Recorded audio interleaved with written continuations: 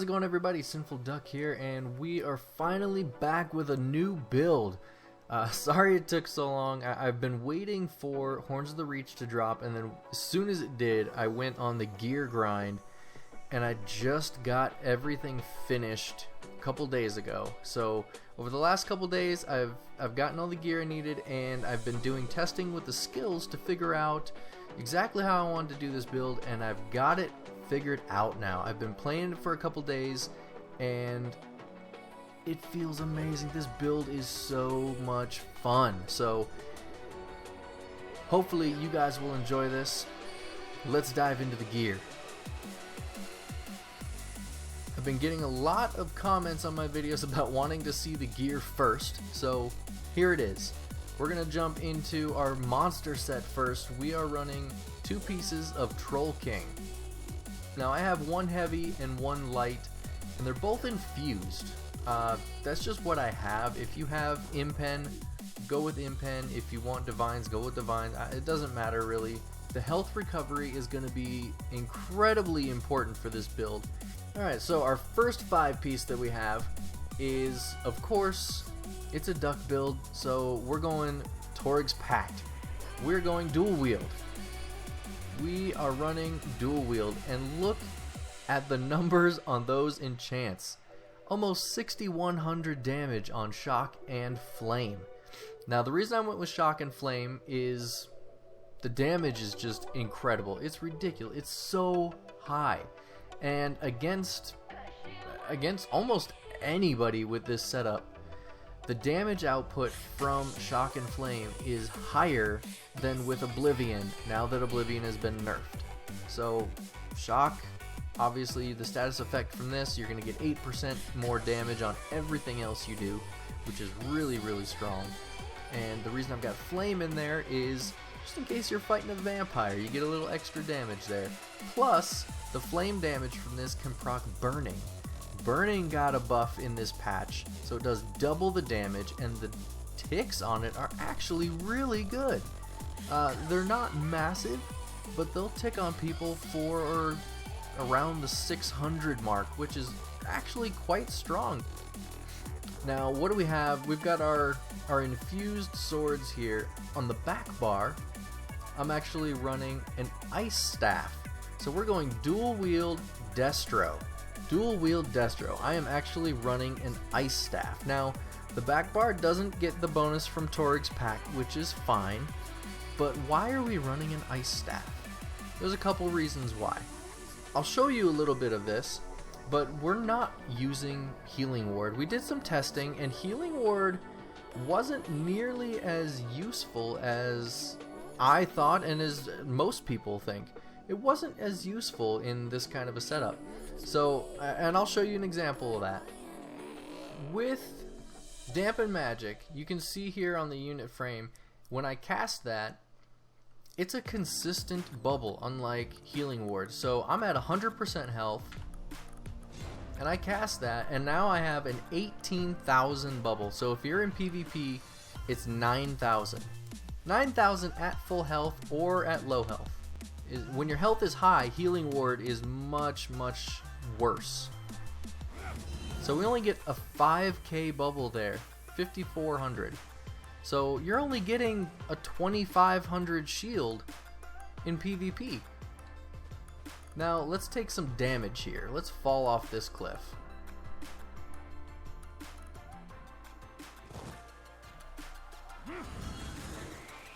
Now we're at 12k. That was at 50% health.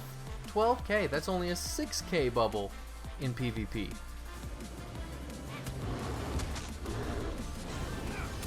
Now we have an 18k bubble. So with Healing Ward, you have to be almost dead. That was at 10% health that I just used that. 10% health I just used that, and it finally got to be as big as Dampen Magic. So I went with the ice staff for the simple reason, and if you have, I just had an infused on me. If you have something like defending, go ahead and use that, or even a powered staff would be good for the back. But this is what I went with. just because I already had it. But the reason for the ice staff is so that if you do get in trouble and you need a little bit of extra defense and you can't cloak, swap to this bar, throw up your block. Blocking is very cheap with an ice staff, and it absorbs a lot of damage, so if you need to block, use the ice staff. You really don't get any damage bonuses or anything like that from having the Destro back here. It's really just here for elemental drain, and ice staff at least gives you the benefit of some kind of defensive component. Our next 5-piece set. Something a little controversial, I know, but our next 5-piece set is Flame Blossom. Now, I've seen a ton of people on the forums talking about how terrible this set is, and I've got to tell you, it baffles me a little bit that they say that. I would not use this set for a ranged build. I would definitely keep this to a melee build, but when you're in melee range, this set can be devastating. Now, let's go through these set bonuses here real quick. So you get max Magicka, awesome. You get spell damage, awesome. You get spell penetration on a 4-piece, that's amazing. And then the 5-piece, when you deal damage, 10% chance to summon a line of flame that moves forward, dealing 11,000 flame damage to anyone in its path. So it is a ground AoE. The biggest perk of this, especially as a melee build, is that because it's a ground AoE, it is not dodgeable. If somebody roll dodges through it, or if they have shuffle, or anything like that, anything that can dodge, this will still hit them.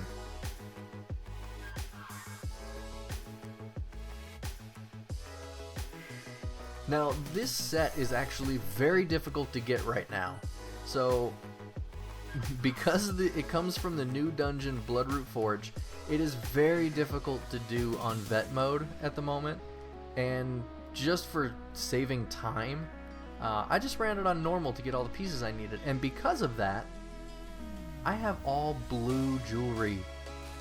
All blue jewelry. So if you're able to go through and get it all the purple stuff on vet, go for it. The damage on the 5-piece will be a little bit higher. Your set bonuses really aren't going to change at all. They might go up a tiny bit. But right now, because I have 2 gold pieces and the 3 blue, all of these numbers that you're seeing here on the set bonuses are the same as if you had all the pieces in purple. And as you can see, I have reduced Magicka cost on all of them. And for those of you who watched the theory crafting video with Zero Maz and myself, you'll understand why we have that. So rather than sitting here and explaining all that, I'll just put a link in the description to that video so you can go and check that out and see exactly the thought process of how we came up with all these things and why they're so important. But the reduced cost is just so good right now. I mean, it's always been good, but using it with this type of build is so strong. And you can see here we have, our recovery looks a little bit low. We're at 1660, but we're going to be using elemental drain.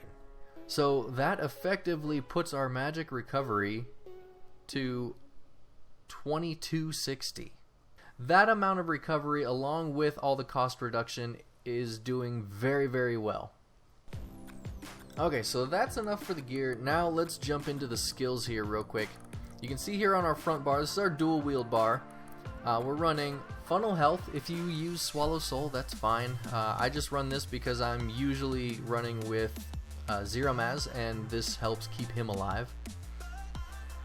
We've got cripple, merciless resolve, lotus fan for our gap closer, snare, and this is what's really going to make Flame Blossom work. Being able to stay on top of people. And then we also have Inner Light. Inner Light, number 1, is going to make all your skills hit harder. But another big thing that it does for you is it does give you the 10% crit chance. That will apply to all your damage. It doesn't apply to your Flame Blossom because that's a proc and it can't crit, but it applies to your enchants. So you get extra crit chance on your weapon enchants with Torgue's Pact. That can cause some serious damage. So Inner Light I really like on this bar. Now onto the back bar. So this is our Destro bar, and we're running Dark Cloak. I'm running Dark Cloak because 8% reduced damage anytime I cloak. And when you combine that 8% reduced damage with the Shadow Barrier passive, which is basically another 8% reduced damage, that is a lot of damage reduction for cloaking. Next up we have Dampen Magic. Great bubble. That's what we're going with instead of Healing Ward this time. Mass Hysteria, obviously our main CC there. Double Take, the dodge chance on that can make such a huge difference. That's an amazing skill. You can run Mirage if you want to, but just for getting around different areas, especially in Imperial City, getting around on foot, I like having the speed buff. And then finally, Elemental Drain for your major breach and the 600 Magicka recovery. The ultimate on this bar we're running is Soul Tether, and the reason we're running Soul Tether instead of anything else is because we need a siphoning skill on this bar. We don't have any siphoning skills on this bar besides that, and we want that Magicka Flood passive, so make sure you have a siphoning skill back here. We'll take a quick look at the stats here.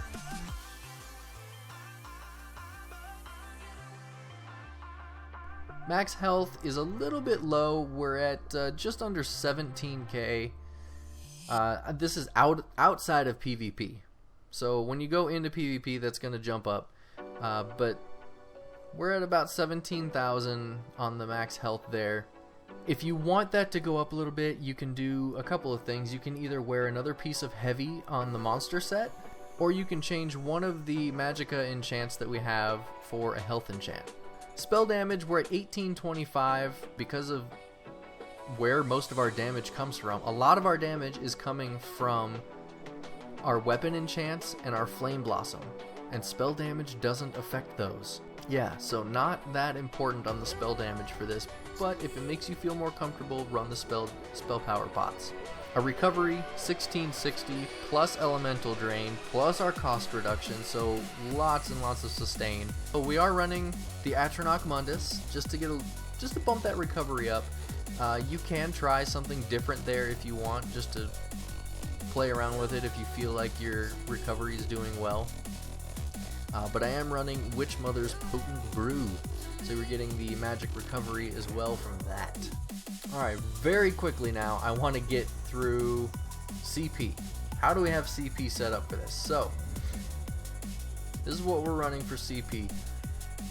48 in the Warlord, 49 in the Siphoner, 2 in Sprinter, 75 in Arcanist. You can change that if you want, but there's really not many other places to put all those points. So 75 in Arcanist. I've got 7 in Tenacity just to get a little bit of extra magic back, or stamina. Since we're running dual wield, you can heavy attack with that and get stamina. 2 into Befoul, since that will help buff our